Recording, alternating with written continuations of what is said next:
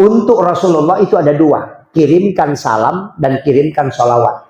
Jadi pertama baca assalamu alayka ya Rasulullah, itu salam. Kalau Allahumma sholli itu sholawat. Apa bedanya?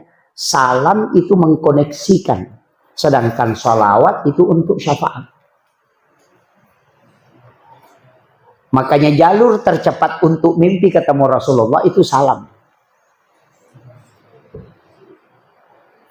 Kadang kan kita tidak koneksi. Makanya kan pencerah masih bilang, mari kita mengirimkan salam dan sholawat. Padahal dia cuma bilang Allahumma sholli. Dia cuma kirim sholawat, tidak kirim salam. Makanya assalamu alayka ya Rasulullah, assalamu alayka ya Nabi Allah, assalamu alayka ya Habib Allah, assalamu alayka ya Sayyidi, assalamu alayka ya Aba Barruh, assalamu alayka ya Taha, assalamu alayka ya Yasin, assalamu alayka ya Khatamun Nabiyyin wal Mursalin. Itu salam.